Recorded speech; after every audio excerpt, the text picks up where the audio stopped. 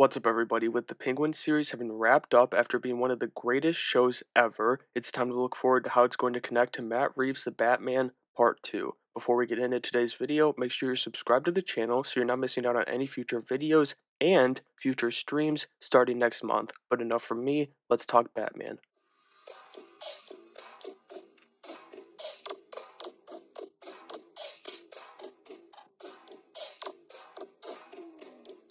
Alright, I'm going to split this up into two sections. The first is going to be Bruce and Batman, as well as Commissioner Gordon, or Lieutenant Gordon. Then the second is going to be all the villains, and there's quite a few on the list, so this could end up spanning the entirety of the Batman epic crime saga. But let's get to the man himself, Batman.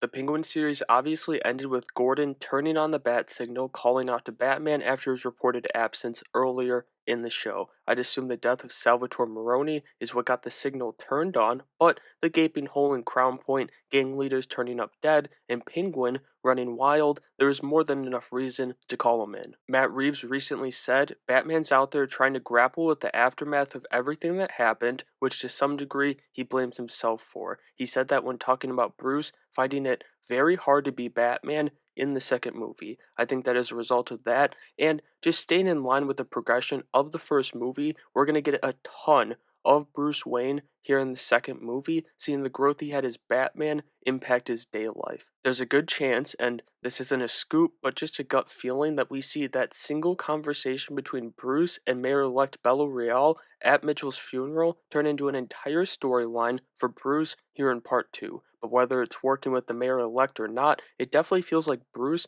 will come out of the shadows and be more of a public figure in Gotham going forward. With that, I expect a new approach to Batman as well, with the growth we saw over the first movie, culminating in the symbol of hope scene at the end. It's gone with vengeance and in with the Cape Crusader, or I guess Dark Knight is more fitting for Matt Reeves' universe, but you get the point. He's no longer going to be Batman as a revenge tour, and I think that's where the struggle is going to come in from, because he doesn't know what his purpose is anymore. But in a perfect world, he'll grow to a point in the second movie where he does Batman for the sake of helping people, especially those who need it, like the people in Crown Point did in the Penguin. Now, what I mean by that is I expect to see his fighting style evolve, and that would of course be an effect of Bruce maturing emotionally. It's not that he's going to start pulling punches necessarily, rather, the full force of vengeance will be absent from those punches. He's not going to see red anymore, or at least not as consistently as he did in the first movie. Then over to his current partner in crime, Jim Gordon. I think there's a lot of room to flesh Jeffrey Wright's iteration out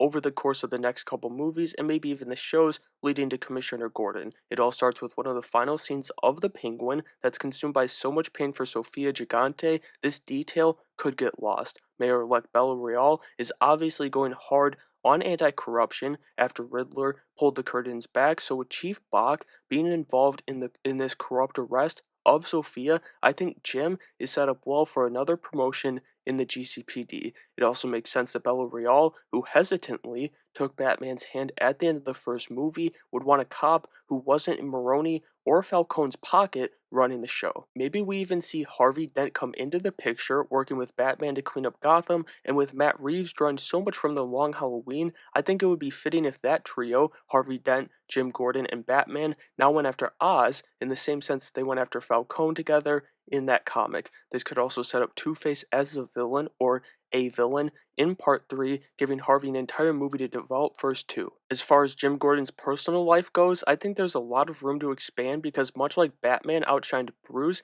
Lieutenant Gordon outshined Jim Gordon and has in pretty much every live-action adaptation except for the show Gotham. I see a world, and this is heavily influenced by what I personally want to see happen, but also kind of sticking to the story of the first movie. I think I see a world where maybe we meet a younger Barbara Gordon, or maybe Jim adopts her, Jim and Barbara, the older one, adopt her in this movie. Pretty much, I want as much Jeffrey Wright, Jim Gordon as possible. He's incredible. But there's also the factor of there's a hell of a lot of villains piling up in Matt Reeves' Gotham, and Batman's going to need some help from outside the GCPD. That could, of course, come from Catwoman again, but now she's got his sister in the picture with Sophia, and Bruce chose his city over her. So introducing Barbara in part 2 and giving the Gordon family maybe, I don't know, 20 minutes of story in the movie would set up some assistance for Pattinson in the future. Onto the villains though, we've got quite a bit of ground to cover here as we have some stuff that's been directly set up, some stuff that's been teased, and a little bit of me with my tinfoil hat on speculating about both what I think is coming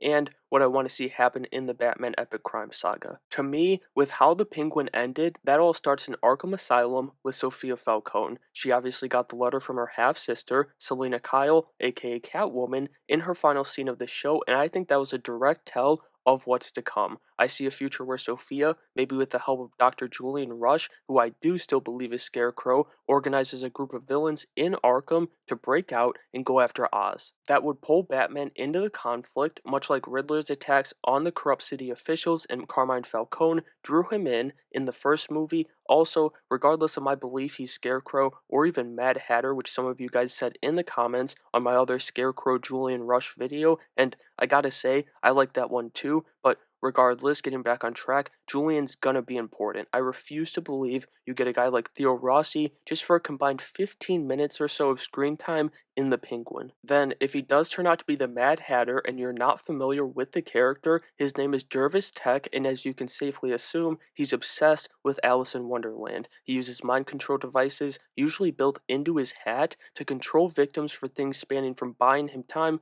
to escape the Cape Crusader, to even trying to use others to carry out assassinations. He's another madman, and, the red light therapy Julian was doing in the Penguin could technically fit into Mad Hatter's playbook, in my opinion, but I still think he's going to be Scarecrow. Anyway, back to Arkham, we've still got another duo in the confines of the asylum, Joker and Riddler. It seems we'll get our first official appearance from Barry Keoghan's Joker, not including the deleted scene from the first movie, here in part 2, but I actually don't think either villain is going to play a big role. I just think we're going to see them escape Arkham and be set up for the third film with the Penguin aftermath taking precedence in part 2. And with that, I believe Penguin will play a bigger role in part 2. As I said, I think there's going to be more conflict between him and Sophia, with Batman being drawn into the middle of that. Oz is also 100% villain now, leaving all humanity had left behind with Victor's corpse. Alright, that brings us to the tinfoil hat section of today's video, or the true tinfoil hat section, because I'm definitely going to get a little crazy. I think there's a possibility that